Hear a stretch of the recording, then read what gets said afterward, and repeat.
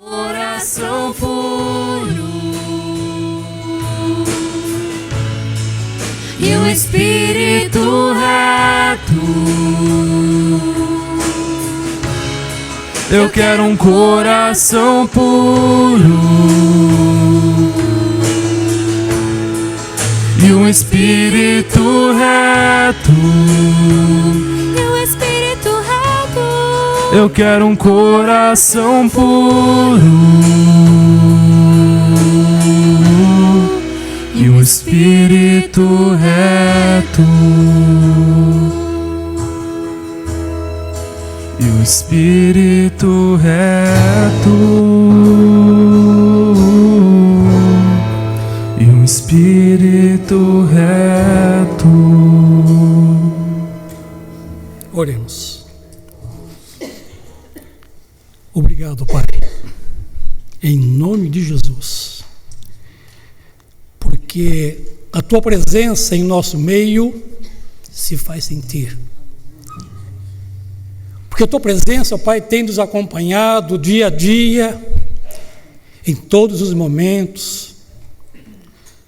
O Teu Espírito Santo tem nos sustentado, nos guiado, dando-nos, ó Pai, vitórias a cada dia. Ó Deus, se não fosse o Senhor em nossas vidas.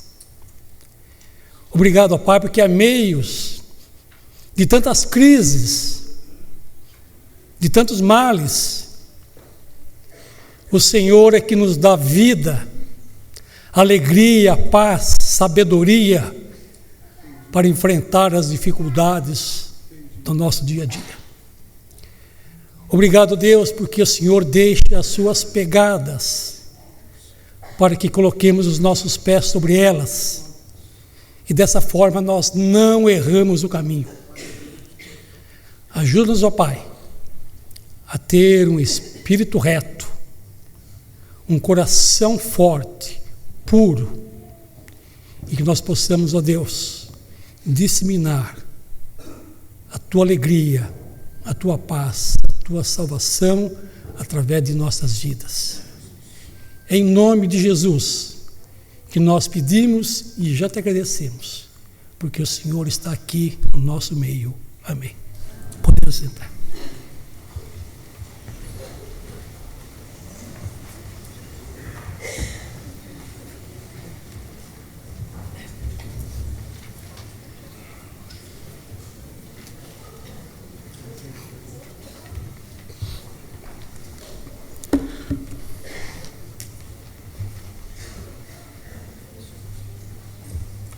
Bom dia, amada igreja. Graça e paz. Eu não sei se você chegou assim, chegando. Talvez você não tenha tido tempo para isso, mas fique de pé no seu lugar. Dá um abraço em quem está do seu lado aí. Tem bastante gente nos visitando. Diga, meu irmão, que bom que você está aqui essa manhã. Em nome de Jesus. Beijo para todos.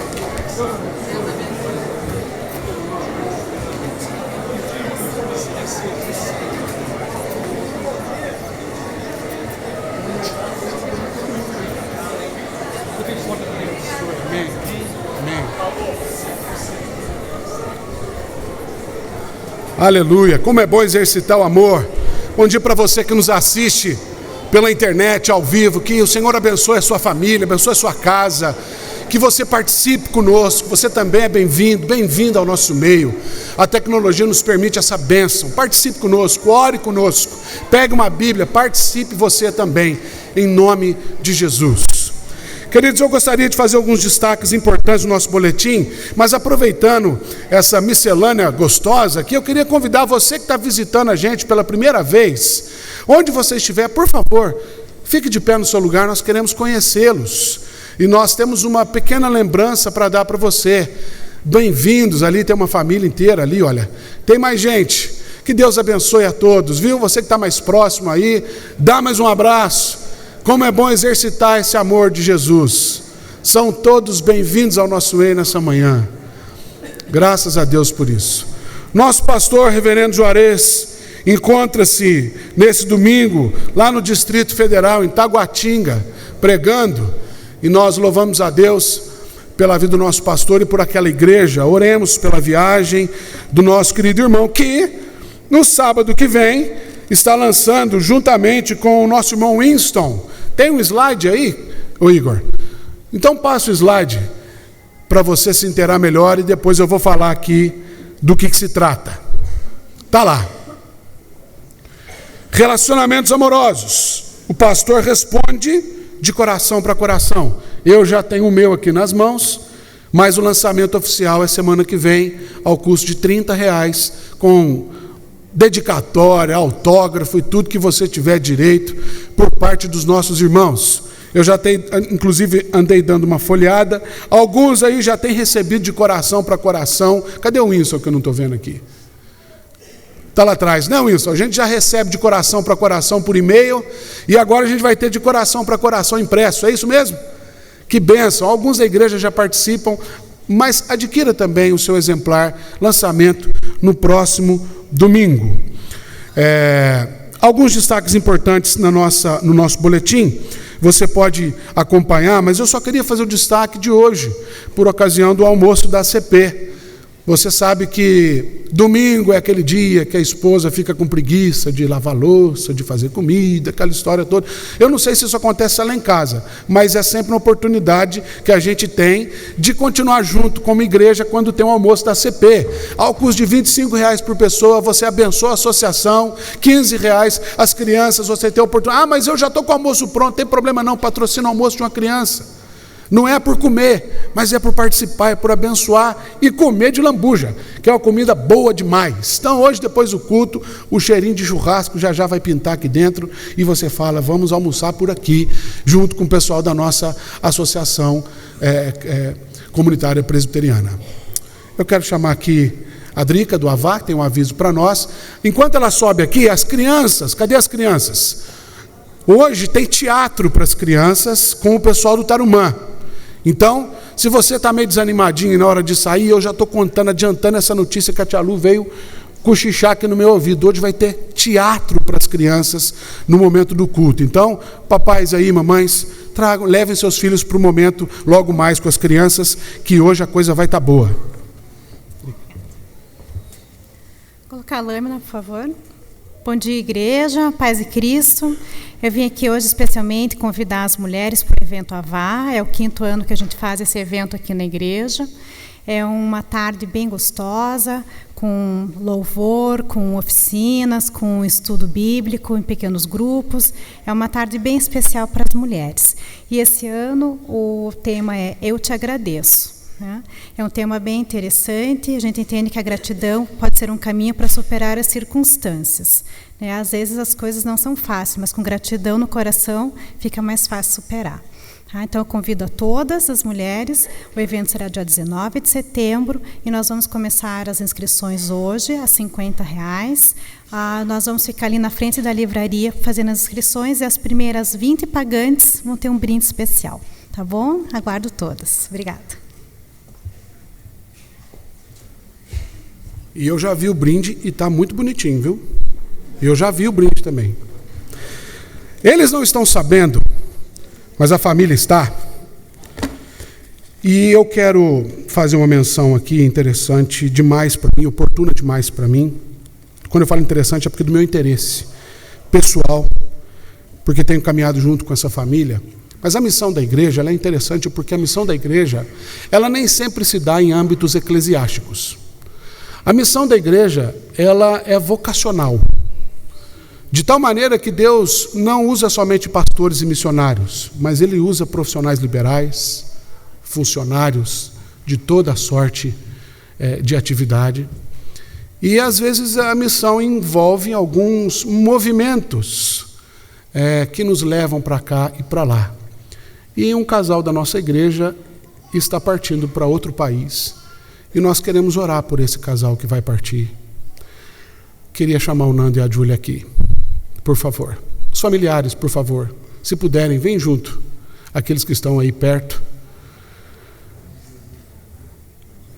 É muito bom a gente chorar junto com eles, porque isso significa que o nosso amor é muito forte, né? E a gente não chora de tristeza, a gente chora de alegria. Esse casal está partindo para o Canadá, uma nova etapa na vida deles. O Nando está indo agora dia 28, a Júlia espera mais um pouquinho, né, Júlia? Mas eu falei para eles que eu sou meio da pá virada, uma hora dessa eu baixo lá no Canadá para visitar eles, e vou que vou mesmo, né? E levo um queijo ainda de sobra.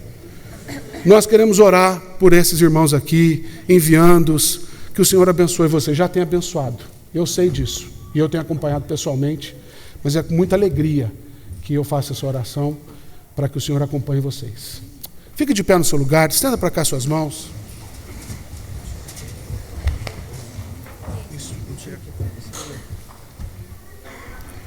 Deus querido, o Senhor é tremendo em tudo aquilo que o Senhor faz. E essa mudança do Nando e a Júlia, ó Deus, é obra das suas mãos. Um casal que compreende que a vida é mais do que simplesmente trabalhar e viver a dois. É servir o Senhor em todas as circunstâncias. E isso eu tenho certeza que é algo que o Senhor colocou no coração deles. Essa porta se abriu para uma nova etapa da família. Ó Deus, eu sei que o Senhor tem grandes planos para a vida deles. O Senhor é aquele que reserva coisas que o nosso coração não é capaz de imaginar. Nem olhos viram, nem ouvidos ouviram, jamais penetrou no coração do homem o que o Senhor tem preparado para aqueles que te amam. Portanto, enviamos, ó Deus, o Nando e a Júlia com muito júbilo e gratidão no coração, porque sabemos que o Senhor tem amado esse casal e esse casal tem amado ao Senhor. Então, o que o Senhor tem preparado para eles, a gente não consegue imaginar. Certamente será um tempo de dificuldades, longe dos familiares, em outro país, em outra cultura, mas, ó Deus, o Senhor tem grandes coisas para eles naquele lugar. Leve-os em segurança, Senhor. Que esse tempo, que nós não sabemos por quanto tempo é, seja um tempo de crescimento para a família. Deus, que o Senhor possa usar o Nando e a Júlia naquele país, como testemunhas do Senhor. O Senhor tem feito isso aqui no Brasil, que também o Senhor faça através da vida deles lá no Canadá. E que os familiares, os pais, os irmãos que ficam, ó Deus, que todos sejam agraciados pelo mesmo cuidado do Senhor. E que haja no coração a certeza de que o Senhor é quem chama, o Senhor é quem envia, o Senhor é quem cuida, o Senhor é quem sustenta. Amém. Em nome e para a glória de Jesus. Amém. Graças a Deus.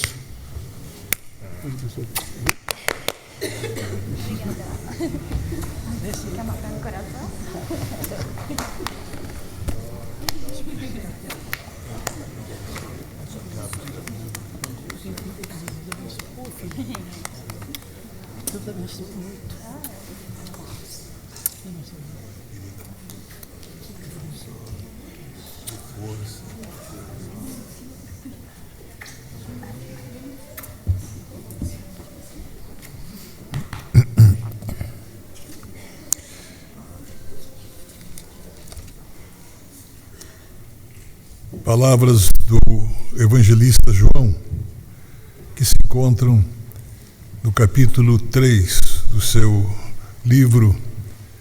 Nós vamos ler responsivamente dos versículos 16 até 21. Essa é uma parte muito rica, muito cheia de significado, porque fala da missão do Senhor Jesus, do Filho de Deus.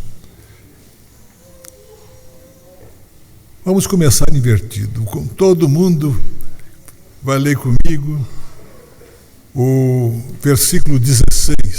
Conhecido, amado, e é o centro da nossa fé. Leiamos. Porque Deus amou o mundo de tal maneira que deu seu Filho unigênito, para que todo que nele crê não pereça, mas tenha a vida eterna. Porquanto Deus enviou o seu Filho ao mundo, não para que julgasse o mundo, mas para que o mundo fosse salvo por ele.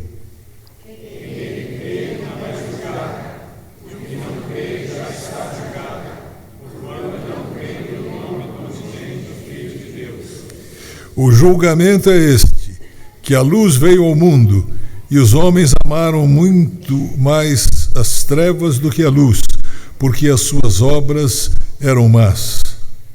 Todo aquele que pratica o mal aborrece a luz, e não se chega para a luz, a fim de não serem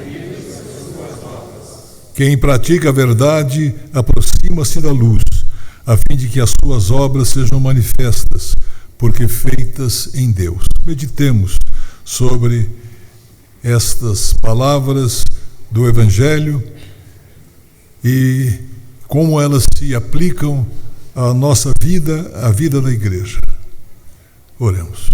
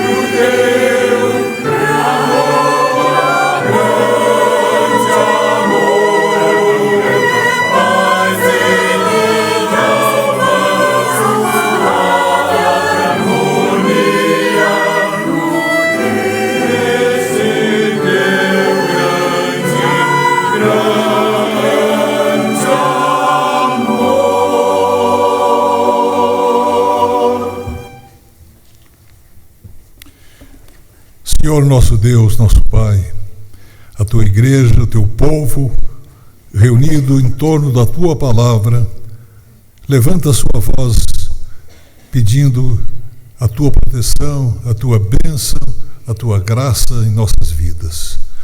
Nós Te louvamos, ó Deus, porque neste culto nós podemos ter a experiência conjunta de comunhão uns com os outros, mas principalmente comunhão com Cristo através da Tua palavra.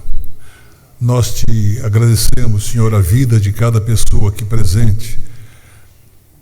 Nós também Te agradecemos aquelas que não podem estar presentes. Muitos gostariam de aqui estar presentes, participando e cantando junto conosco, mas estão impossibilitados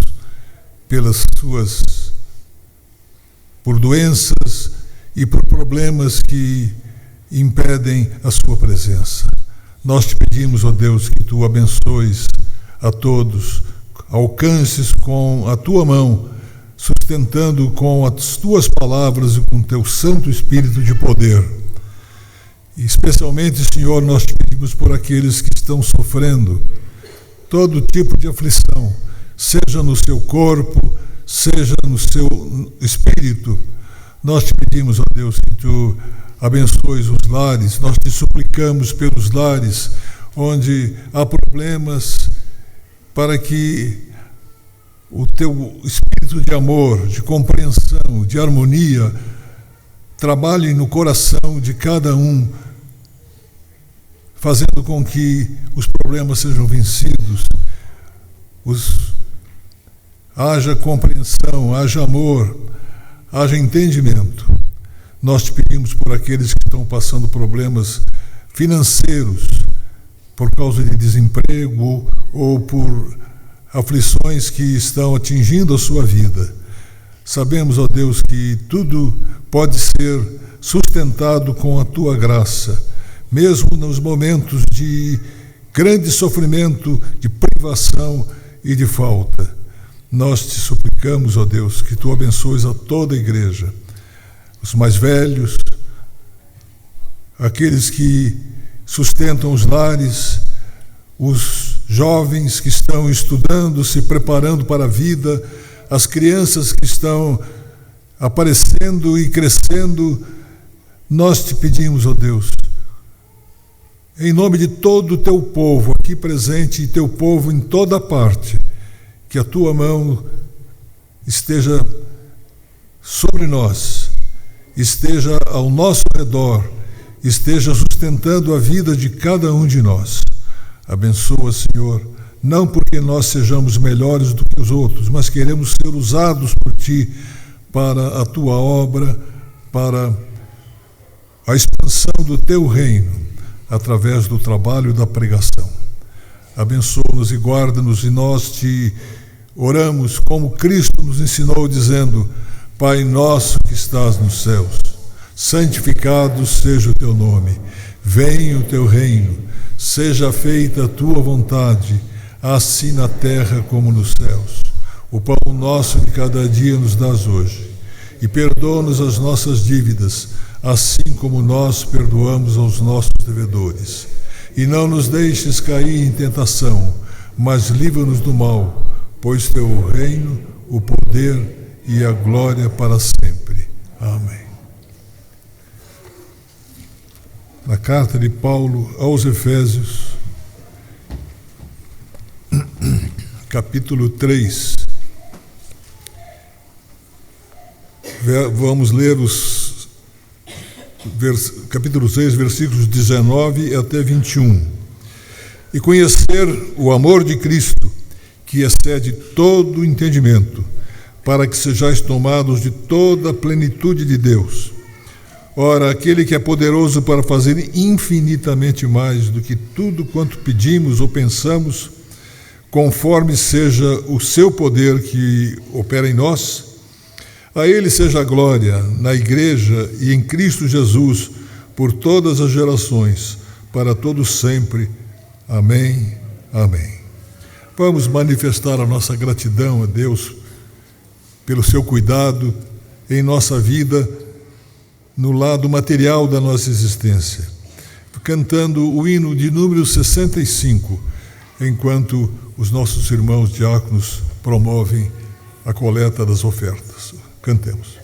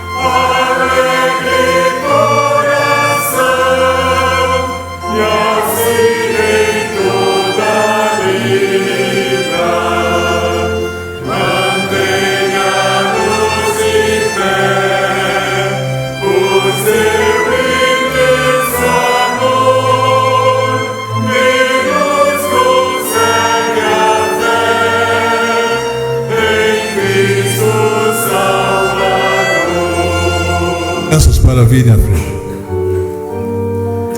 Vamos ficar.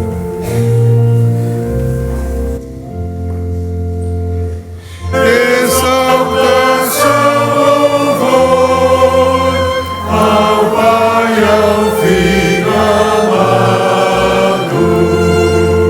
e ao bom Consolador, que foi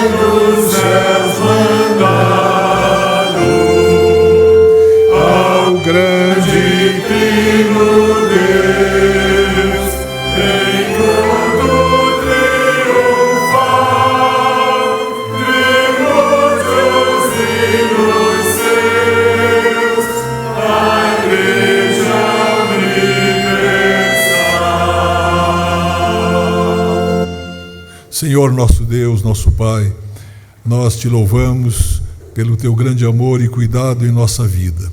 Estamos neste culto manifestando a nossa gratidão através dos hinos e todas as partes que compõem este serviço divino. Te pedimos que abençoes o teu povo, que agora vai ouvir a exposição e o ensino da tua palavra. Abençoa o pregador para que o teu poder esteja presente nele e em todos nós.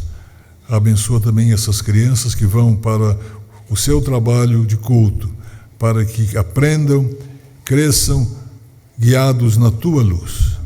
Nós te pedimos e te agradecemos em nome do Senhor Jesus. Amém. Pode sentar.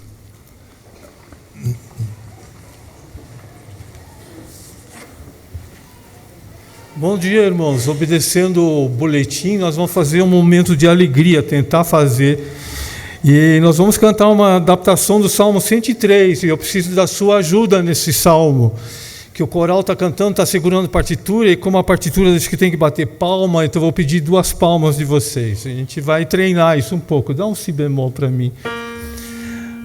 O mi bemol é o caso. Bendize o teu Senhor, bendize o nome seu, bendize o teu Senhor. E, obrigado. Então, nesses 3 momentos, se for possível, muito obrigado.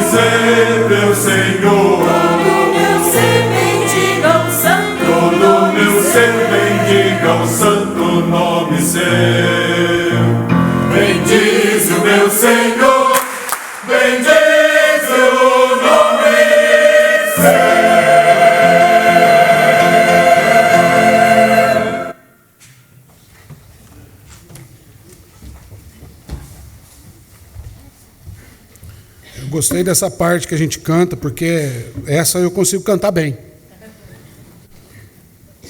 Graças a Deus por isso, pelas palmas, né? Tem gente que a palma é uma bênção. Eu queria que você abrisse a sua Bíblia comigo, por gentileza, para a nossa reflexão nessa manhã.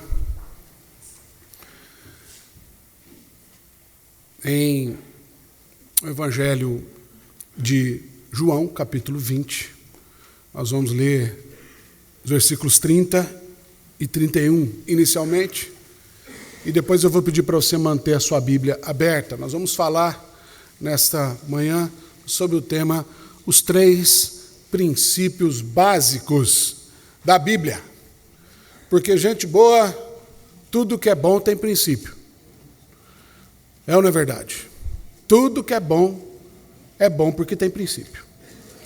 E para a gente seguir nessa linha, nós vamos ler praticamente o encerramento de João no seu Evangelho, capítulo 20, versículos 30 e 31, que diz assim, que na verdade fez Jesus diante dos seus discípulos muitos outros sinais que não estão descritos nesse livro. Mas estes, porém, estes que foram escritos, eles foram escritos para que creiais que Jesus é o Cristo, o Filho do Deus vivo, e para que, crendo, tenhais vida em seu nome. Você está com a sua Bíblia aberta aí? Vamos ler juntos? Na verdade, fez Jesus diante dos discípulos muitos outros sinais que não estão descritos neste livro.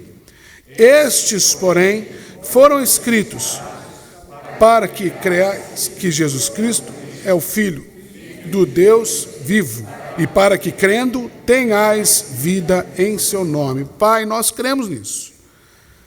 Nós somos aqueles que têm sido alcançados pela sua palavra. Nós somos aqueles que, por obra maravilhosa do Senhor, tivemos nossos olhos abertos. E estamos diante da sua palavra com os nossos olhos abertos. Porque o Senhor tem nos ensinado grandes coisas por meio dela. Por isso, Pai, mais uma vez, nós suplicamos para que o teu Santo Espírito que aqui está, que já se move em nós, por nós, através de nós, esse Espírito ministra o nosso coração. E fala-nos, ó Deus, edifica-nos. Nós, de verdade, Senhor, nos quebrantamos na tua presença, porque entendemos que se o Senhor não falar, se o Senhor não for aquele que ensina, Pai, esse momento aqui, ele vai encher a nossa mente de conhecimento. Mas se o Senhor falar ao nosso coração, a nossa vida pode ser transformada. Portanto, essa é a nossa expectativa nesse momento. Em nome e para a glória de Jesus. Amém. Os 3 princípios básicos da Bíblia. Gente, tem uma coisa interessante. A minha esposa, se eu chegar em casa e falar para ela assim, meu bem, eu tenho uma coisa para te contar. Mas não vou contar agora, só amanhã. Você já imagina o que vira a minha casa. É só lá em casa que acontece isso. A curiosidade é uma coisa incrível, mas eu tenho que fazer justiça. Não é só ela. A curiosidade humana é infinita. Todos nós somos curiosos. Os homens não admitem. Mas todos nós somos curiosos. E essa capacidade humana, essa nossa criatividade de fazer tanta pergunta, também parece ser algo que não tem fim. Um comercial antigo de uma seguradora dizia que não são as respostas que movem o mundo, são as perguntas. A minha filha está entrando na fase dos porquê. Por quê, papai? Por quê, papai? O que é isso, papai? O que é aquilo? Por quê? Gente, acho que nem eu reparei em tantos porquês, nem eu mesmo fiz tanto porquê como ela me faz. É assim que a gente descobre as coisas. Mas, uma das coisas que a gente faz bastante, com tanta pergunta, é fazer pergunta para Deus ou para a Bíblia. Eu sou um tipo de gente que faz muita pergunta para Deus. E eu faço muita pergunta a partir daquilo que eu leio na palavra de Deus. Mas aí eu me deparo com algo que não é tão confortável assim, que talvez você também se depare. A Bíblia não é, nunca foi e nunca será um livro de respostas. Se você anda procurando na Bíblia respostas, eu quero dizer para você que você pode estar perdendo tempo. Porque a Bíblia não é e nunca foi um documento histórico-científico. A Bíblia não é e nunca foi um livro religioso. A Bíblia nunca foi, não é e nunca será qualquer espécie de código misterioso, caixinha de promessa. E a Bíblia também não é um conjunto de biografias. Afinal, o que é a Bíblia? A Bíblia é uma revelação. Portanto, o que contém na Bíblia, eu me aproprio por meio da fé. Nada mais. Se você anda procurando na Bíblia respostas para perguntas que você não obtém por meio da fé, você não vai achar. Você pode até achar que acha, mas você não vai achar. Porque a Bíblia é um livro que a gente se relaciona por meio de fé. Porque ela é revelação. Ela é Deus falando comigo, falando com você ao longo da história. E a revelação bíblica consiste em vários propósitos. Vários. O principal propósito dessa revelação é deixar claro para mim e você que não existe outro Deus além do Senhor, único e soberano Deus. Não existe. Ou seja, um dos maiores propósitos da Bíblia, através da revelação de Deus, por meio da sua palavra, talvez seja justamente combater as idolatrias que eu e você nutrimos na nossa mente e no nosso coração. Sempre foi assim. E talvez, justamente por nós sermos dotados dessa incrível curiosidade e capacidade de fazer tanta pergunta, a maioria delas sem resposta, o nosso coração, ele se tornou uma grande fábrica de ídolos. Tim Keller, no seu livro Deuses Falsos, ele diz que ídolos são vícios espirituais. Vícios que eu e você construímos para tentar cercar nossa vida de respostas que nós não temos. De suporte que não existe outro lugar que a gente possa encontrar senão no único e soberano Deus. É por isso que o João escreve isso aqui, deixando claro para a gente que, olha, se a gente fosse colocar e relatar tudo o que acontece, não sei se seria suficiente todos os livros do mundo. Mas como a Bíblia não é um livro biográfico, nem histórico-científico, e nem um livro de respostas, o que está aqui tem um objetivo muito claro. O objetivo do que está escrito na palavra de Deus é que nós venhamos a conhecer a Deus. É para isso que a Bíblia está diante de nós. E como é que isso se apresenta para nós? Isso se apresenta através de vários princípios. E essa expressão, princípios, quando a gente olha para a Bíblia, ela pode ser compreendida de pelo menos duas maneiras. A primeira delas é princípio como o início de um processo. Ou seja, algo que teve início num determinado momento. Princípio. É o começo. Porque, de fato, a Bíblia ela relata vários princípios. Ela relata vários começos. Inclusive, a nossa própria vida encontra início nas Sagradas Escrituras. Agora, há uma outra perspectiva para a gente entender princípio, que é princípio como regra, como valor, como ditame. Porque, de fato, o ser humano vive nessa constante busca por valores, por regras, que a gente mesmo cria, às vezes, para balizar a nossa vida, para que essas regras deem sentido para os nossos pensamentos, para as nossas intuições, ou ainda a gente cria uma série de ditames, a gente organiza isso em volta da nossa vida, para que ética e moralmente a gente possa ter parâmetro para viver. É assim que acontece. E a gente vai olhar para a Bíblia sempre buscando essas duas coisas. Onde é que começa e qual é o sentido disso? Essa é a pergunta que Salomão faz no livro de Eclesiastes. Qual que é o sentido da vida? E ele escreve um livro inteiro, passa a vida de cabo a rabo, vira a vida para o avesso, para no final ele fala assim, quer saber de uma coisa? O que importa mesmo é temer a Deus. O resto é recheio. Então, nessa perspectiva, a partir desse texto de João, eu queria falar com você, nessa manhã, sobre, pelo menos, 3 princípios básicos, nivelares, que a Bíblia nos apresenta.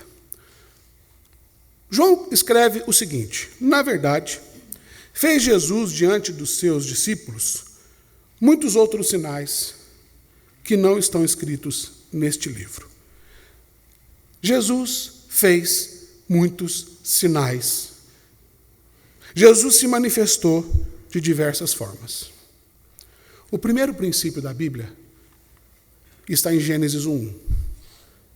Deus é criador. A Bíblia começa dizendo o seguinte: no princípio, criou Deus o céu e a terra. No princípio, criou Deus. Jesus Cristo fez muitos sinais. Ou seja, tudo o que se vê e tudo o que pode ser visto é sinal de Deus. E tudo que é sinal de Deus é revelação de Deus. E tudo que é revelado tem um propósito. E o propósito é não outro senão dizer para mim, para você e para todos os povos que Deus é criador de tudo. Que não há nada fora de Deus. Que não existe nada que acontece ou que brota por processo natural. O processo existe porque alguém deu início a um processo. A Bíblia começa estabelecendo para a gente, então, 2 fundamentos básicos para que a gente, a partir deles, possa compreender tudo o que vem na sequência de todo o relato bíblico. No princípio, criou Deus todas as coisas. Então, a primeira coisa que eu percebo nessa expressão de Gênesis, à luz do que o João está escrevendo, porque o texto de Gênesis 1 dialoga diretamente com aquilo que João está dizendo, é que, primeiramente, existe um ciclo para tudo que existe. Ou seja, todas as coisas de que se pode ter contato no universo, elas existem debaixo de um ciclo, definido por uma coisa que Deus cria antes de qualquer outra coisa, chamado tempo. Ou seja, tudo tem princípio, meio e fim. Tudo que existe tem princípio, meio e fim. Parece, pastor, o senhor está falando coisa que eu aprendi lá no pré. Pois é, mas a gente acha que aprende.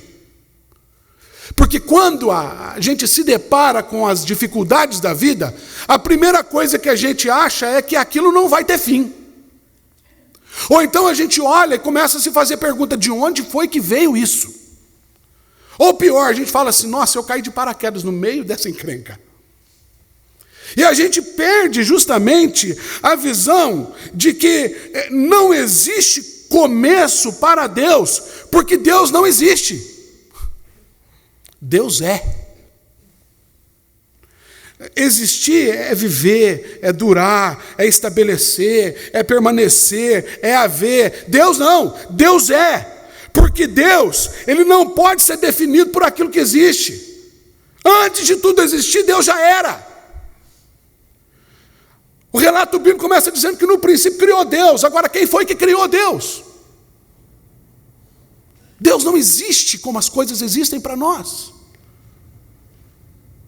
E ele começa, antes de que eu e você chegássemos aqui, Deus já tinha criado um ciclo, Deus já tinha criado um mecanismo. Antes de Deus colocar o homem no universo, Ele cria luz, Ele cria trevas, Ele cria manhã, tarde, noite, primeiro dia, Ele começa a ocupar tudo isso. Então, queridos, os intrusos no meio do ciclo das coisas da vida somos nós. É por isso que tudo que acontece na vida tem começo, tem princípio, tem meio e fim. É por isso que Deus é aquele que estabelece, de acordo com o que o Salomão escreve, de modo muito claro, poético, mas claro, esclarecedor, lá no capítulo 3 de Eclesiastes. Deus é aquele que determina o tempo de tudo. Há tempo para todas as coisas. Tudo tem um tempo determinado debaixo dos céus. Ou seja, ele está dizendo que Deus é aquele que carimba a nossa vida e tudo que cerca a nossa vida com prazo de validade. Não é o que eu decido ou o que você decide, não é como eu me posiciono ou como você se posiciona, mas é Deus que cria os ciclos, que define quando que começa, quando que é o meio e quando que é o fim. O apóstolo Paulo ensaiou algo interessante em relação a esse princípio. Em Romanos capítulo 8, 28, você conhece de cor esse versículo? Quando o apóstolo olha para as coisas da vida, ele fala assim, olha, eu aprendi uma coisa. E ele compartilha isso, porque ele começa dizendo, sabemos. Então ele diz assim, não é só eu que tenho visto. Vocês também sabem que todas as coisas cooperam para o bem. Todas as coisas. As coisas boas e as coisas ruins. As que eu entendo e as que eu não entendo. As que eu tenho domínio e as que eu não tenho domínio. Todas elas juntas cooperam para o bem. Mas para que eu entenda isso, de acordo com o que Paulo está dizendo, é necessário que algo aconteça. Elas cooperam para o bem daqueles que amam a Deus. Daqueles que entendem que Deus é Criador. Daqueles que entendem que Deus tem o ciclo e o movimento de todas as coisas sob o governo da sua vontade. E a sua vontade é sempre boa, perfeita e agradável. Mas para que a gente possa ver esse ciclo, é necessário justamente a gente compreender o segundo fundamento. O primeiro é que tudo tem um ciclo. E o segundo é que existem regras para tudo aquilo que existe. Por isso a palavra princípio é compreendida como uma unidade de tempo, mas também representa um Deus que estabelece regras e valores para todas as coisas que existem. E a regra que se coloca para nós lá atrás, eu volto a dizer, eu, o Senhor, sou o Criador. Essa é a regra básica. De modo que nada acontece fora da vontade de Deus. Nada acontece fora da arquitetura do Criador. E é fato, queridos, que não existe resposta ou explicação para tudo. Mas existe uma regra básica de tudo. Deus está no governo de todas as coisas. Então, andar com Deus não é andar atrás de respostas. Andar com Deus é andar sabendo que existe Deus. Que além de mim, além daquilo que eu não sei, que eu não conheço, existe alguém que sabe, que conhece, que governa. É por isso que a Bíblia é repleta de confia em mim, entrega para mim, deixa eu cuidar, vem após mim, me segue, me ama, me abraça, me beija, me chama de meu amor, mas fica comigo. Deus está falando isso para mim, para você o tempo todo. Agora, como eu disse lá atrás, a questão é que ou eu creio, ou eu não creio. Porque Bíblia é um livro de fé. Não adianta eu querer criar mecanismos e sofismas na minha mente para dizer, não, Deus pode, Deus não pode, quando na verdade o que eu acredito é em outra coisa. A gente se apropria desse primeiro princípio maravilhoso de que Deus é o governador e que sustentador de todas as coisas por meio da fé. Onde se eu creio, eu não procuro respostas, mas eu sempre encontro propósitos. Porque a Bíblia diz que há tempo e há propósito para tudo que acontece. Porque tudo aquilo que eu não entendo, eu enfrento com aquilo que eu conheço. E é daí que vem o segundo princípio. O João segue dizendo que os sinais que foram colocados na Bíblia, estes, porém, diz a primeira parte do versículo 31, estes, porém, foram escritos para que creiais que Jesus Cristo é o Filho do Deus vivo. Segundo princípio, Jesus Cristo é Deus. Ele é o Senhor da glória. Ele é a manifestação plena da vontade de Deus. João capítulo 1, a gente encontra esse segundo princípio. No princípio, era o Verbo. O Verbo estava com Deus. E o Verbo era Deus. E aí quando a gente dá um salto lá para o versículo 14, ele vai seguir dizendo que o Verbo, esse Verbo, ele se fez carne. E ele habitou entre nós, cheio de graça e de verdade, e vimos a sua glória. Glória como do unigênito do Pai. Ou seja, Jesus Cristo é Deus permitindo ser conhecido por nós. É esse Deus altíssimo, tremendo, inexplicável, inacessível, imensurável, se reduzindo a um ser como eu e você, simplesmente para que nós o conheçamos, para que nós nos relacionemos com Ele. Irmãos, isso implica em que o Deus que criou todas as coisas é o Deus que se manifesta por meio de todas as coisas. Onde a manifestação sublime de todas as coisas, diante de quem todas as coisas se curvam e convergem no universo, é encontrada na história humana, nas portas de uma manjedoura lá de Nazaré. O menino Deus, cujo nome é Emanuel, maravilhoso conselheiro, Deus forte, Pai da eternidade, príncipe da paz, a saber, Jesus Cristo, Filho do Deus vivo. Aleluia! Ele é o Verbo de Deus. Ele é o haja da criação.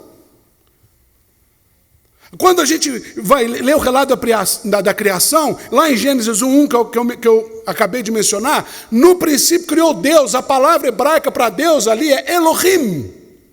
Ou seja, se fosse Deus sem a Trindade, se fosse apenas uma pessoa da Trindade, a palavra seria El. Ou Adonai, que é Senhor, ou então Yahvé, o tetragrama sagrado da manifestação lá em Horebe, diante de Moisés. Mas o que a gente nota ali é Elohim, é o Pai, o Filho e o Espírito Santo. Portanto, essa voz ativa, e os três estavam ali, porque quando Deus começa a dizer, o Espírito começa a se mover. Então tem o Pai que cria, o Espírito, o Jesus Cristo, que é o Verbo que fala, e o Espírito que executa. Ele é o haja da criação. Ele também é o saia da sua casa, da sua parentela, vem para a terra que eu te mostrarei, de Abraão. Ele é o tu és o meu eleito, de Jacó. Ele é o eu sou o que sou, de Moisés.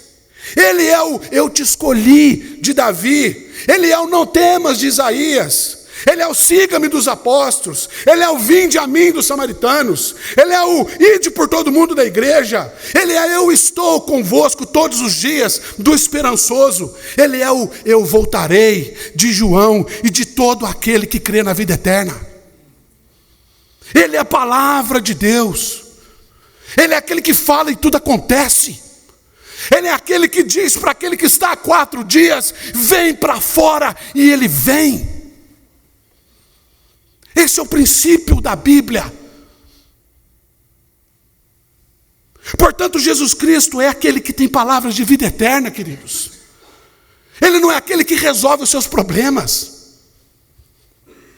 Ele não é aquele que simplesmente traz paz ao seu coração. Ele é aquele que pode transformar o universo inteiro e fazê-lo convergir na sua vida, para que você reconheça que Ele é Deus. Ele é aquele sob cuja voz a tormenta se aquieta. Ele é aquele sob cujo jugo as pedras são deixadas no chão, as lágrimas são enxugadas, os acusadores são dispersos e uma nova oportunidade é dada para a gente. Ele é aquele cuja palavra nós podemos lançar as redes ainda que não tenha peixe. Ele é aquele sob cuja ordem, por mais revolto que seja o mar, eu posso andar sobre as águas. É esse Deus que diz para você: confie em mim. Ele é Deus. E nós nos aquietamos diante dele.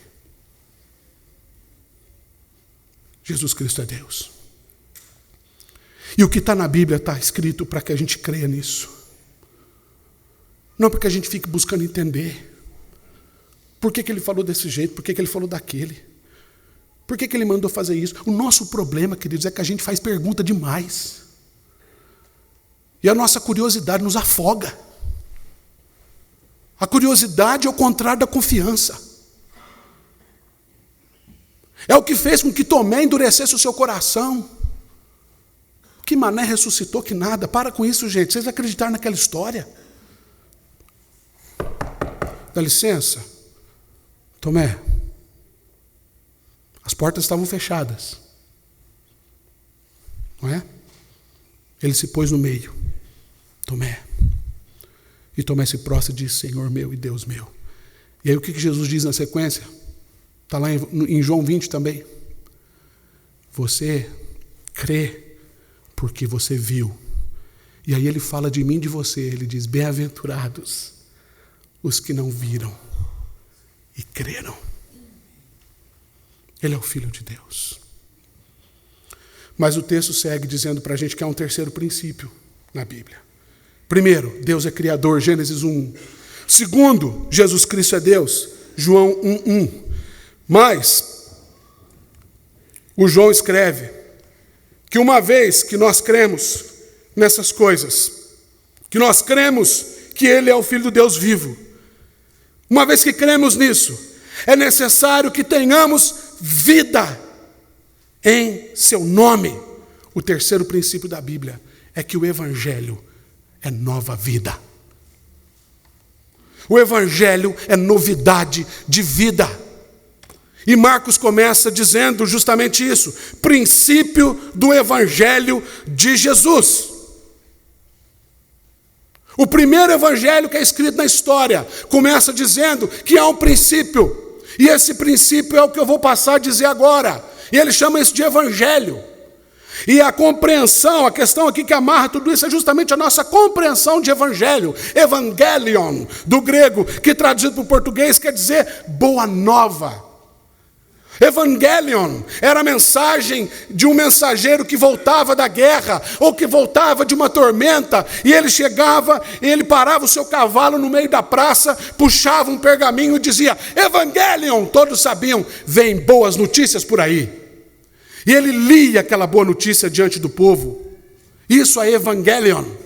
É boa notícia. E a boa notícia do Evangelho de Jesus é que Deus estava reconciliando consigo o mundo em Cristo Jesus. E o conteúdo desse evangelho é o seguinte, é muito simples: tudo quanto quereis que os homens os façam, fazei vós a eles. Deus veio ao mundo para dizer isso para mim e para você, que o evangelho se resume em amar o Senhor sobre todas as coisas e ao próximo como a si mesmo. As consequências do evangelho, elas são inúmeras. É ter a capacidade de aprender, porque o humilde de espírito é aquele que é ensinável. Isso é evangelho. E aprender a ser feliz enquanto chora, porque sabe que vai ser consolado. É aprender a caminhar na mansidão, que se controla ao invés de sair desempestado como um búfalo selvagem, porque os mansos é que herdarão a terra. O Evangelho é ter no coração a vontade imensa de comer, de beber e de compartilhar a justiça para si e para os outros, porque serão fartos.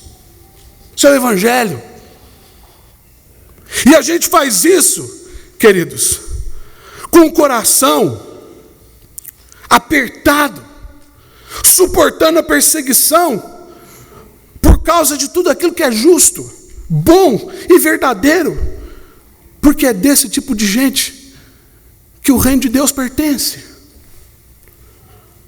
Ou ainda a difamação, a infâmia, a calúnia, a interpretação maligna dos descompromissados com a verdade, por causa do compromisso de consciência com Jesus e com o reino de Deus, porque foi assim que aconteceu com os profetas que viveram antes de nós.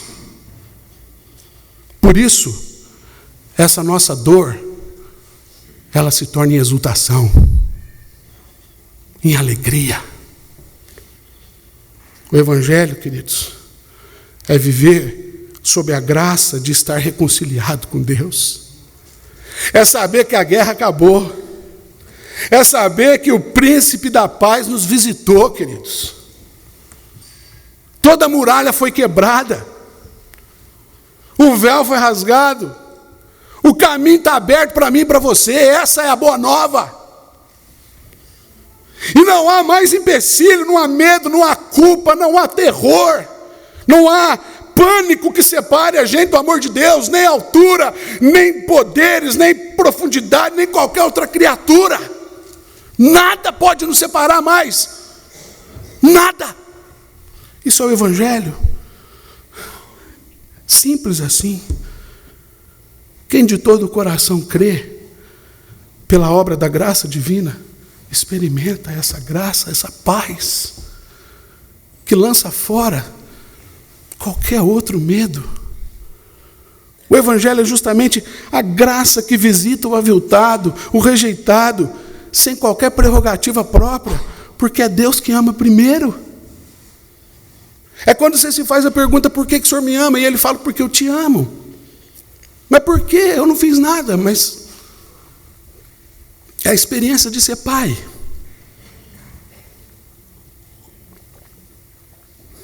É o que eu provei no dia 2 de agosto de 2012. 2 de setembro. A minha esposa falou, setembro.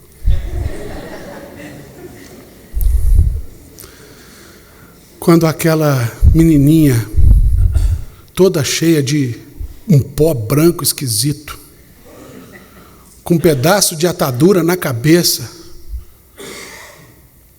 olhou para mim e, de repente, eu me vi perdido de amores.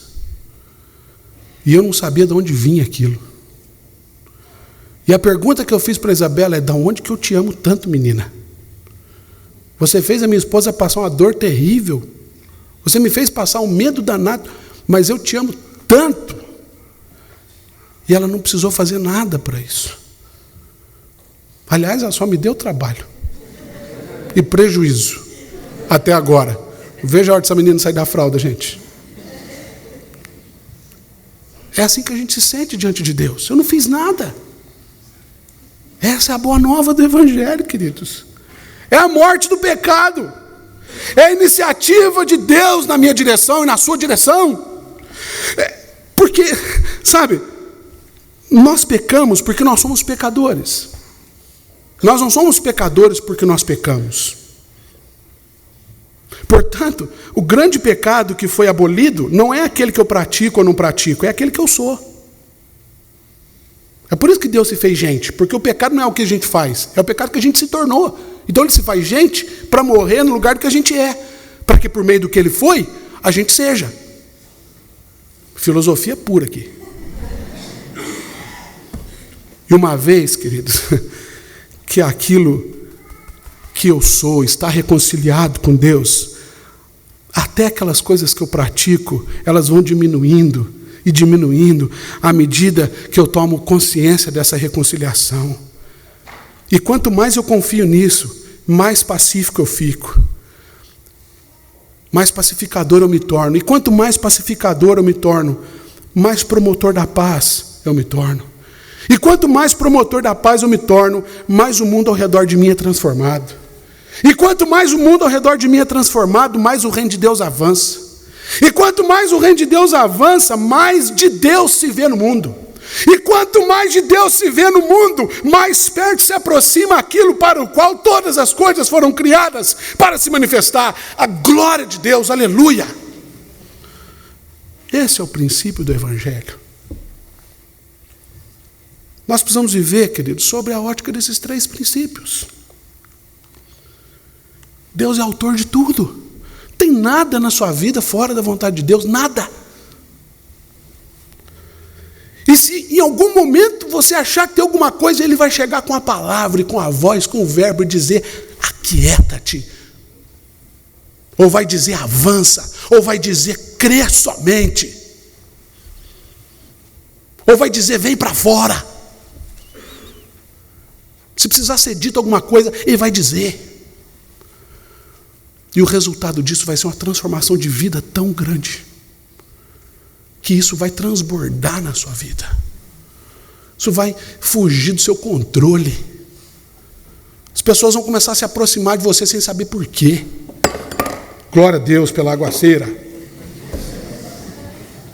Todas as vezes eu ameaço derrubar esse copo. Glória a Deus. Nada acontece fora da vontade dele. Esse é o Evangelho, queridos. A minha oração é para que o Senhor nos ajude a viver integralmente esses princípios na nossa vida. Para que a gente não viva de outra forma.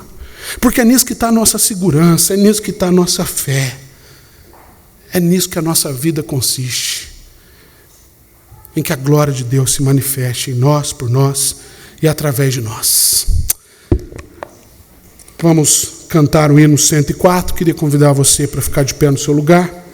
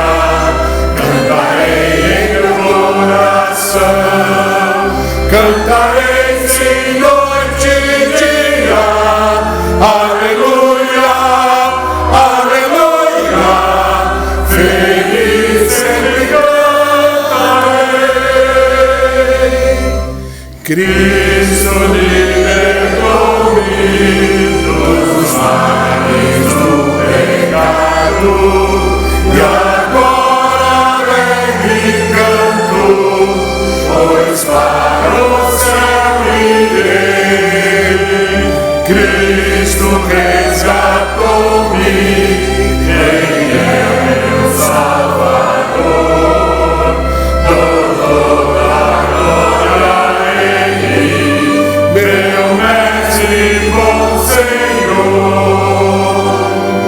Cantarei em meu coração esta linda melodia, pois eu tenho em meu coração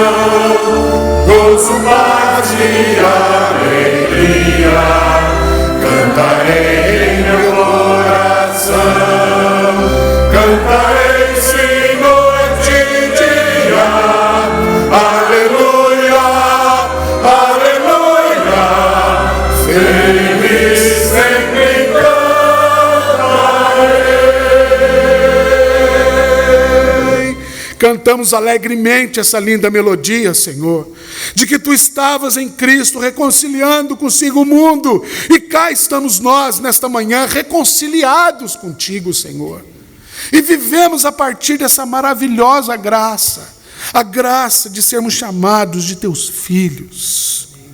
Outrora estávamos perdidos, outrora buscávamos respostas em todas as coisas, não achávamos em nada, mas agora podemos confiar plenamente naquele que é dono de todas as coisas. Bendito é o Teu nome, Senhor, porque Tu tens as palavras de vida eterna. Tu és o autor da vida, Tu és o dono de todas as coisas, e nós nos rendemos aos Teus pés nesta manhã e Te adoramos, Senhor, na beleza da Tua glória, da Tua majestade, da Tua santidade, suplicando a Deus para que essa palavra avive o nosso coração, vivifica a nossa fé, Senhor. Nós precisamos caminhar nesta perspectiva, na perspectiva daquilo que a Tua palavra nos ensina, da Tua revelação, da Tua manifestação, da Tua presença. Deus, tremendo Tu és. Tu estás aqui nesse lugar. E nós Te louvamos, ó Pai, pela Tua presença, pela Tua igreja, pela vida abundante que temos em Cristo. Te louvamos, ó Pai. Que a graça maravilhosa do Senhor Jesus, o amor infinito de Deus, esse amor que nos constrange, que nos liberta, que nos renova, e a presença poderosa do Santo Espírito, que chamou Jesus dentre os mortos e nos chamou do império das trevas para a sua maravilhosa luz, repouse sobre cada um de vós, sobre vós permaneça todos os dias da vossa vida, até o dia que pessoalmente eu e você nos encontrarmos com Ele. Amém.